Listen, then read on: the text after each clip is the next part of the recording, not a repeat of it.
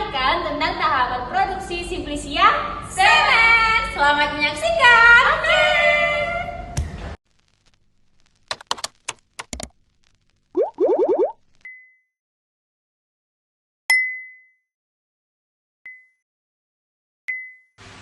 Nama lain dari biji kopi yaitu kopi semen.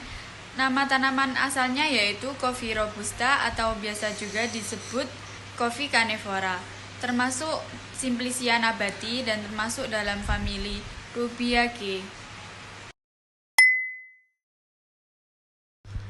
Kandungan kafein yang terdapat di dalam biji kopi banyak dimanfaatkan dalam bentuk obat maupun dalam bentuk makanan atau minuman sehari-hari yang bisa didapatkan dengan mudah.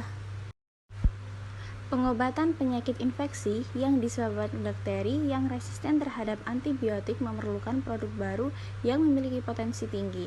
Penelitian zat yang berkhasiat sebagai antibakteri perlu dilakukan untuk menemukan produk antibiotik yang baru yang berpotensi untuk menghambat atau membunuh bakteri yang resisten antibiotik dengan harga yang terjangkau. Salah satu alternatif yang dapat ditempuh adalah memanfaatkan zat aktif pembunuh bakteri yang terkandung dalam tanaman obat.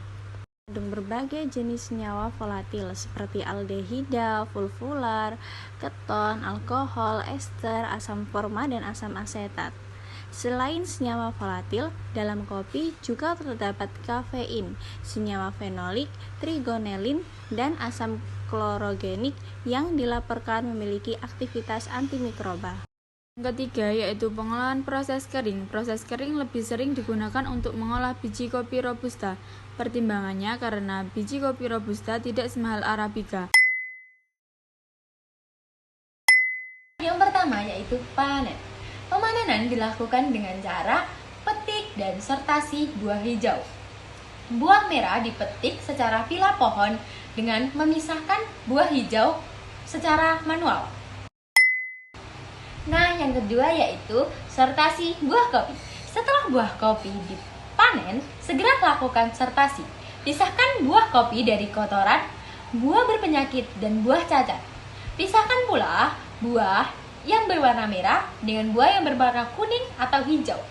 Pisahkan buah yang mulus dan berwarna merah atau buah superior dengan buah inferior berguna untuk membedakan kualitas biji kopi yang dihasilkan.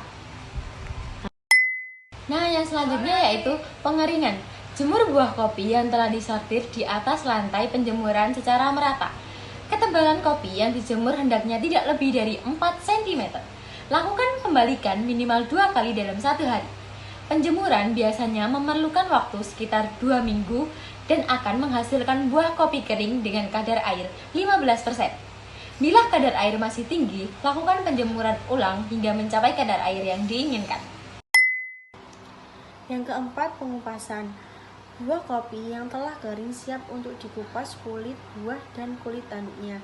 Usahakan kadar air buah kopi berada pada kisaran 15% karena apabila lebih akan sulit dikupas, sedangkan kalau kurang berisiko pecah biji. Pengupasan bisa dilakukan dengan cara ditumbuk atau menggunakan mesin huler. Kelemahan ditumbuk adalah presentase biji pecah tinggi. Dengan mesin, resiko tersebut rendah. Yang kelima, sortasi dan pengeringan biji kopi. Setelah buah kopi dikupas, lakukan sortasi untuk memisahkan produk yang diinginkan dengan sisa kulit buah, kulit tanduk, biji kopi, pecah, dan kotoran lainnya. Biji kopi stabil bila kadar airnya 12%. Bila belum mencapai 12%, lakukan pengeringan lanjutan. Bisa dengan penjemuran atau dengan bantuan mesin pengering.